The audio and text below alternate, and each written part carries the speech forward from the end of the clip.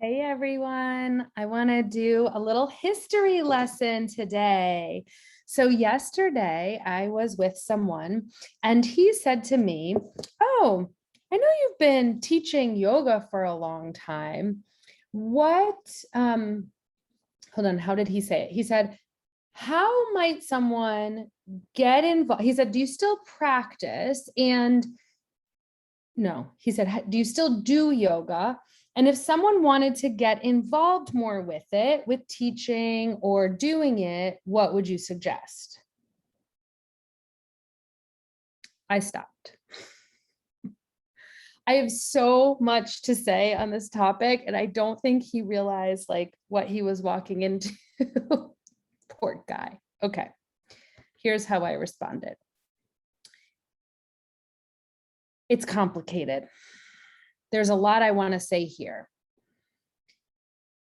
We need to go back. And the history lesson I'm going to give is not the whole picture. It's not like, this is one of the cases where there's going to be multiple truths. So in this multiple truth scenario, there's my dog.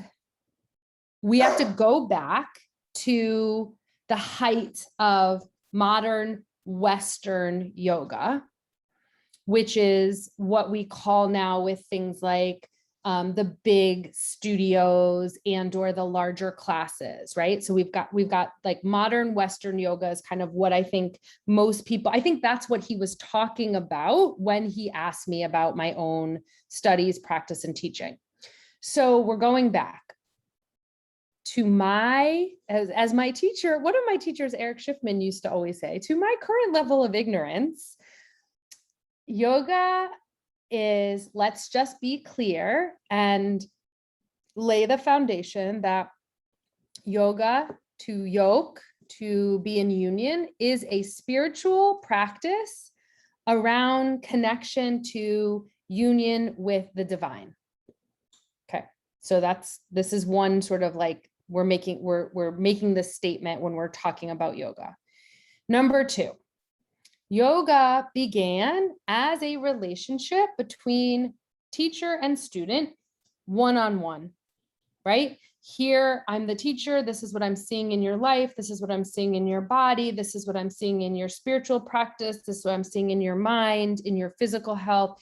Here are some postures, some shapes. Here are some breathing practices. Here are some meditation practices to help you be more in balance and in harmony so that you can be in union with the divine. Okay. So that's the history, what it is, this is the like mini version, what it is, where it comes from, and how it was in the creation of the text and the teachings, how it was meant to be transmuted or in transmission is in this dynamic, regular, consistent relationship with teacher and student or guru and student.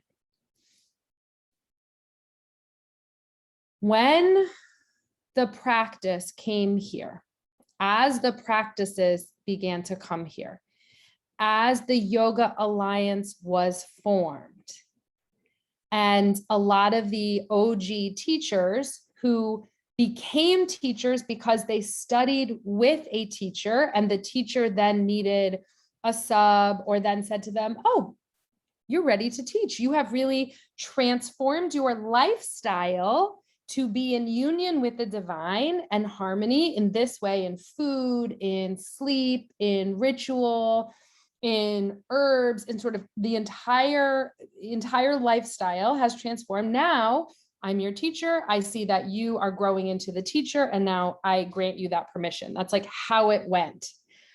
And when the Yoga Alliance formed here in North America, in the United States, it began this process of certifying. It began this kind of arbitrary process of saying, 200 hours will grant you, and this pay will grant you this label of RYT, registered yoga teacher, if you go through an approved school who has this 200-hour training.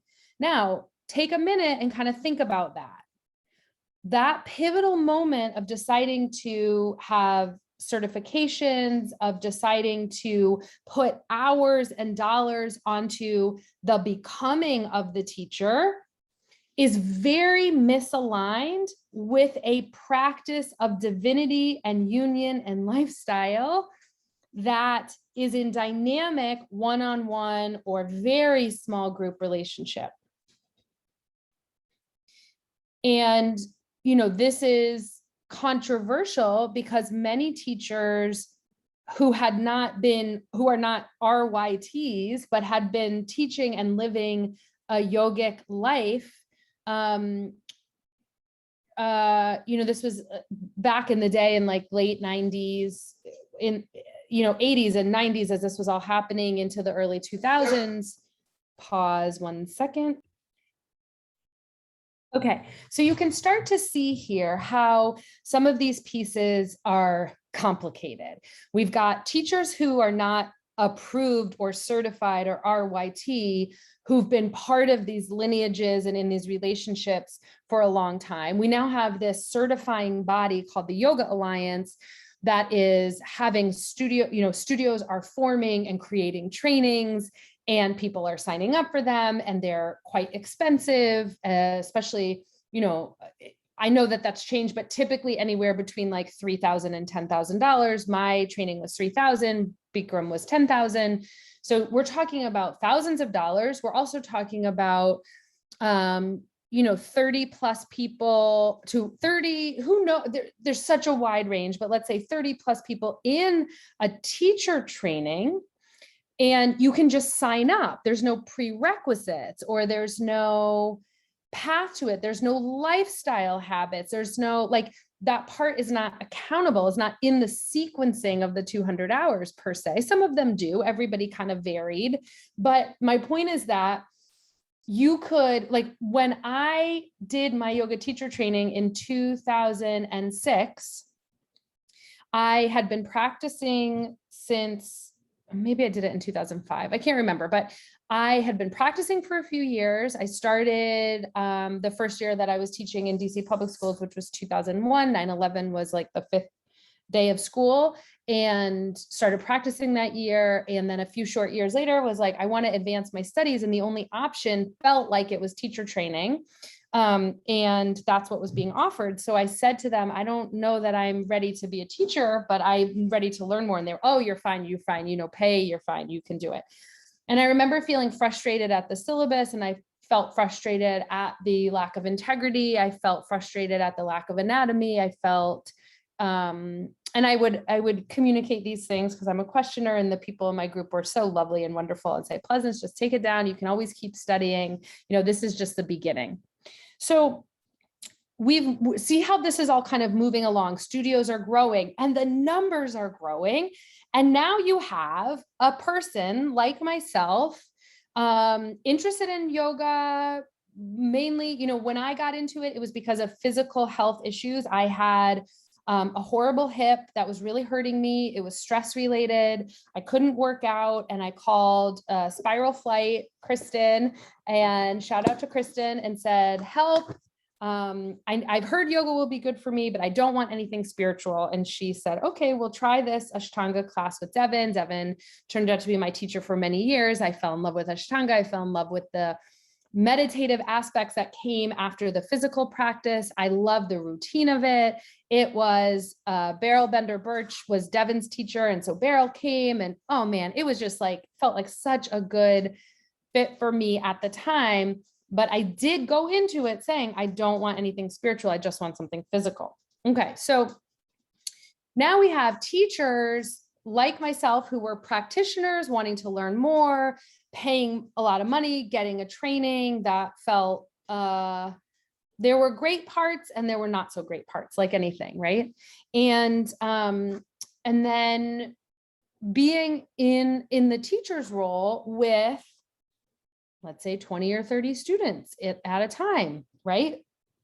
Remember the roots, 1 to 1, 1 to 2, transmission, what's going on with all of the parts of your life, not just your physical body. The height of it all, the way that it became so far from the essential nature of the union with the divine is part of what eventually has led me away from considering myself a yoga teacher. Now, let's talk a little bit about Ayurveda. As I was running a yoga center for many years and learning more about Ayurveda, I realized, what are we doing? What am I doing here teaching this yoga stuff without using Ayurveda in the classes? Because Ayurveda is the overarching system from which yoga is part of. It's part of the rhythm and the lifestyle. And you use Ayurvedic wisdom to inform your yoga practice, your physical practice. Because from an Ayurvedic perspective, the elements and where you are and where you're in balance and out of balance deeply impacts how it really sets up like how your practice is going to be most beneficial for you that day to bring you more into harmony and alignment with where you're at. If you have a vata imbalance, which is the air, mind, and that looks like anxiety, fear, overwhelm, too much movement, then your yoga practice, your physical practice, your shape practice will be very grounding. You should be laying on the floor, breathing deeply, laying on your belly, touching the earth with your feet or your hands or your chest, right? You're balancing what you're experiencing with what your practice looks like. So if the wisdom of Ayurveda is there to support our yoga practice, what are we doing on the mat if we don't use that wisdom? That's like my big question. That became a question that I couldn't stop thinking about. And I could no longer be in integrity with talking about yoga without talking about Ayurveda. Okay. So towards the end of Little when we closed the studio for a few years, I ran a yoga and Ayurveda for women. And this was such a gift because I was able to really bring in and weave in the Ayurvedic teachings into a yoga space with people who'd been practicing yoga for a while or knew, there was a lot of different women who would come to those courses. And it was a really, really, really beautiful experience. And I felt in deep alignment and integrity because I could say yoga, but I could say it with Ayurveda. Eventually, I switched it over to Ayurveda for women. And I think because Ayurveda does not have the same recognition that yoga does, people became less interested because it didn't have the yoga aspect. And this is one of the things I've kind of been harping on for the past few years is like, I love working out. I love running. I love spinning. I love biking. I love all working out stuff. I love it. But fitness is not yoga. And yoga is not working out, right? It's working in, as we say, like it's an inside job. It's again, connection to the divine. Sun salutes are prostrations. Like their prayer. So what my rant is about is that places that call themselves yoga studios or yoga classes are really yoga inspired fitness classes, which is fine. If we say we're inspired by it, then we can do up dog, down dog, warrior 1, warrior 2.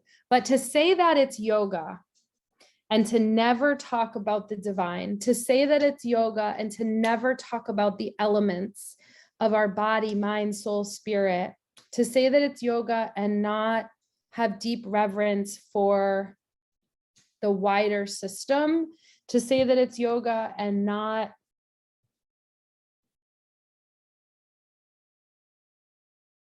and to do it in a room that has 50 people or 60 people or 100 people, and to not have a relationship with your teacher feels really out of alignment. So the whole idea that right now, so when this guy asked me about my yoga practice, what he's talking about is people, warrior one, warrior two, standing on your head, like all of that kind of stuff that we see as yoga. But for me, my head fills with all of this other stuff, and is why I don't say that I teach yoga anymore, because I don't. I'm an Ayurvedic practitioner, student, enthusiast, and like cheerleader of, because that path will help you form the shapes for your body.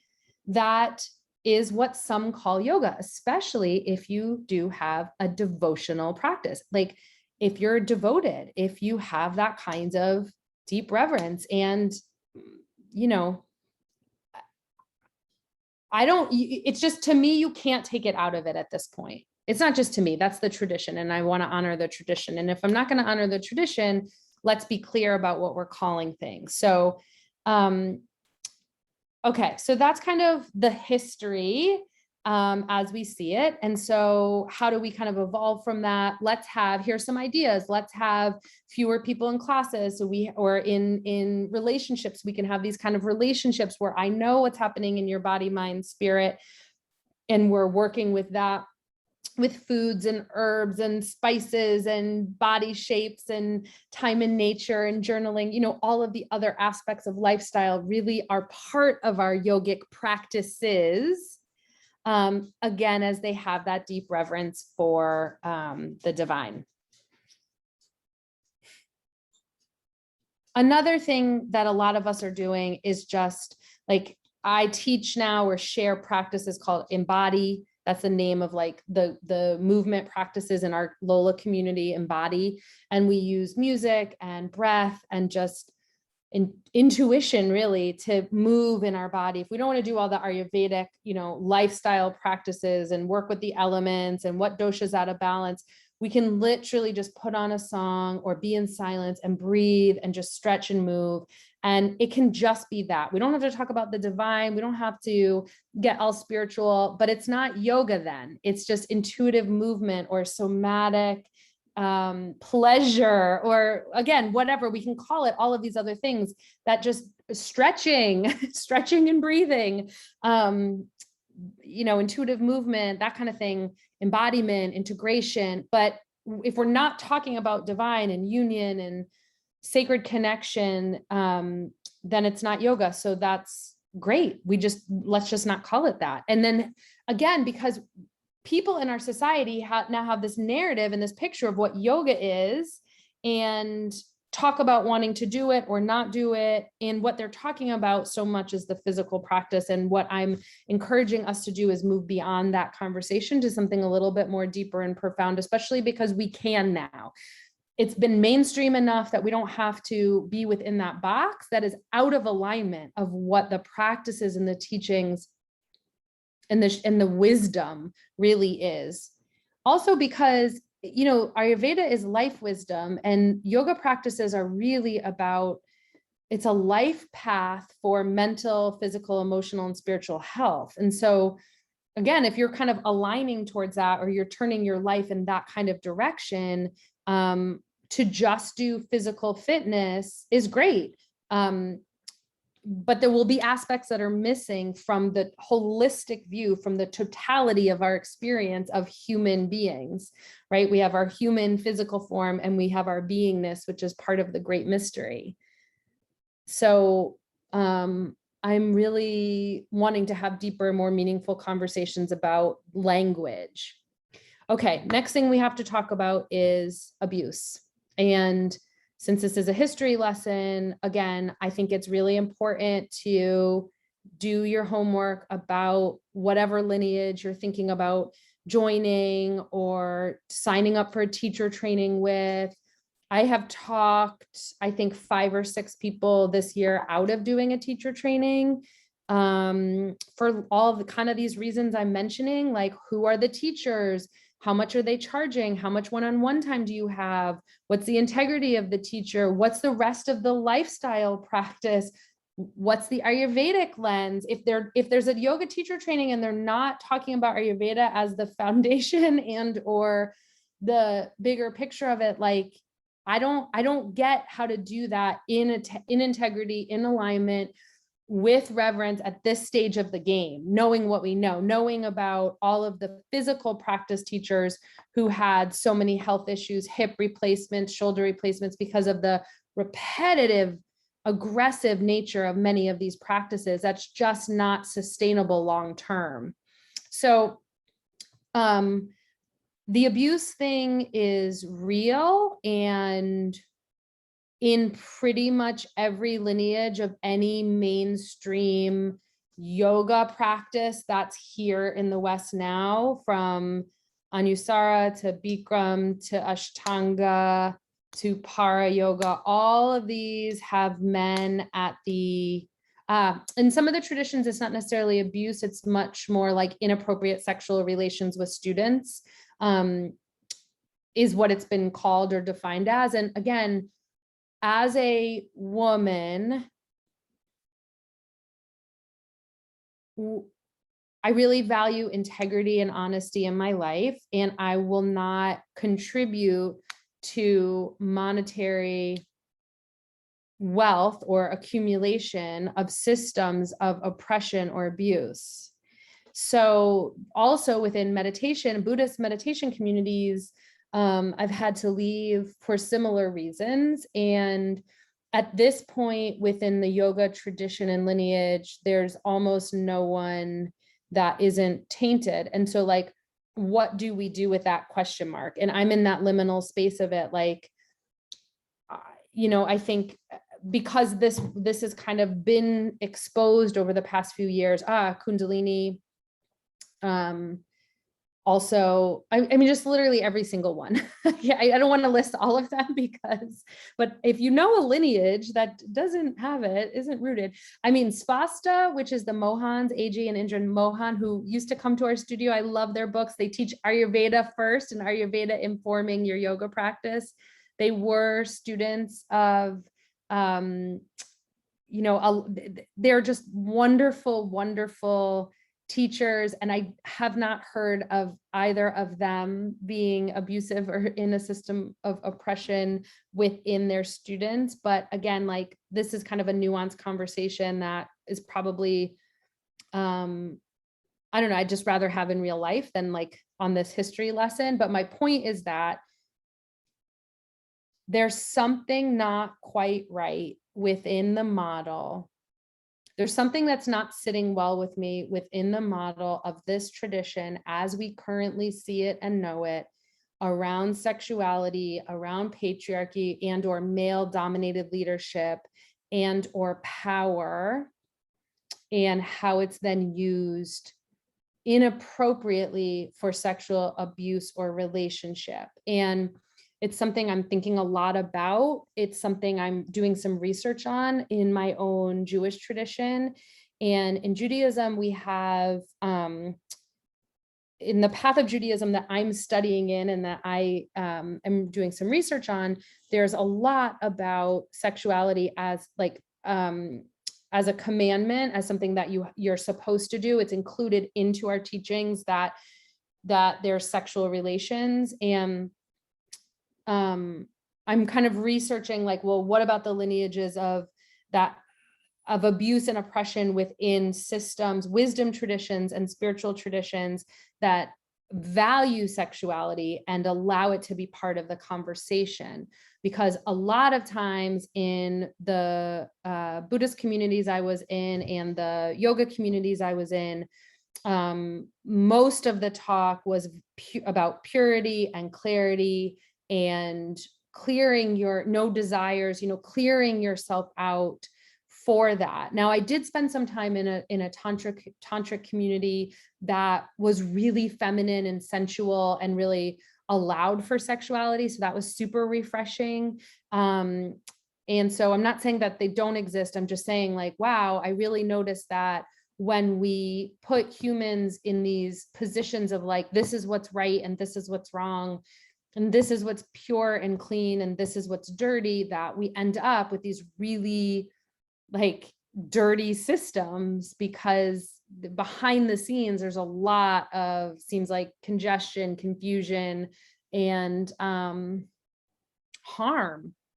So anyway, that's like not fully flush. So I apologize if that's like a little confusing or not 100% evidence accurate. This is just what I've noticed. This is just what I'm kind of starting to research and wrap my head around and jot some notes down and try to find some research and evidence about these different traditions and like what happens with sexuality when we pull it out of the room, and then what happens when we allow it to be part of our spiritual practice. I think that's what I'm really interested in as I continue to give away books of people I know who have been abusive in some way, or unsubscribe, or, you know, kind of just keeping myself in deepest alignment with what I know to be, again, my current level of ignorance at this stage. So this was my history lesson. I'm so curious how this lands. Like, was any of this interesting? Is there anything you'd like to know more about? Would you like to have a conversation about it? I would love to have a conversation about it. And yeah, I want to keep talking about sort of how masculine and feminine, like divine masculine and divine feminine, and also toxic masculine and toxic feminine show up within these rooms and within these traditions, and kind of how to parse out like wisdom tradition, teacher, teachings. Like, do we throw out the teacher but keep the teachings? How does that interface with cancel culture? How do we work with forgiveness with these abusive systems? And how do we stay in deepest alignment and integrity with our own current practices, whether they be just for fitness or for something spiritual or more on the devotional side? But anyway, these are just, there's so much more. So I want to just close with, you know, this at the end of the conversation, and with the guy basically said everything I just said to you, except I think it went on for much longer. He was really quiet the whole time. And I was like, sorry, I just kind of went on a rampage. And he was like, wow, I didn't know any of that. He's like, that makes so much sense. And he's like, I can't believe what we've done to it. You know, he was like, I can't believe, sounds like it's just, we really commercialized all of it. And I'm like, yep. And, you know, I think one of the things I said to him at the end was, if it had worked, meaning if our society was the healthiest, happiest, calmest, most caring, compassionate, peaceful, active, engaged, alive, vibrant, energetic, loving people, like if we were using these yogic practices and becoming these amazing, engaged healers. You know, Ayurveda is so much about self-healing. Yoga practice on your own with your own breath and your own body is so much about self-healing. I said, I would be quiet if that was the case. The problem is, I now have a lot of people in my life at this stage of life who are really, really, really, really unhappy, deeply unhappy, not well mentally, not well physically, suffering with their own meaning and purpose, no connection to divinity, no connection to source, no connection to spirit. It's so disconnected. And they've been practicing yoga or meditating or, you know, whatever it is for how many years, and they're spinning in circles, trying to feel better. And that's painful, because that I can see from the sort of sociological lens as a direct result of the way that we have used these practices. We've talked about and commercialized these practices as it will lead you to enlightenment, it will lead you to peace, or yoga equals healthy, or all of this kind of jargon talk about yoga meditation as being like the end all be all, is like, yeah, but without the foundation of the bigger, larger system, which is lifestyle, which is Ayurvedic practices and elemental healing and ancestral reverence, which happens in Ayurveda, which means finding, you know, really deeply honoring your ancestors. You know, you're going to be in circles. And that's what I'm seeing is people trying so hard to get better. And yet what they're being fed in mainstream classes or online or with teachers is very far from that relationship. And I'm one who likes to, you know, kind of problem solve and share these things and really ask a lot of questions. And so this is my way of doing that, is kind of like publicly just saying, like, here's a bunch of the issues. I think we need to take it down a notch, build relationships, really understand what the system is and what are the other related systems, right? Yoga, Ayurveda,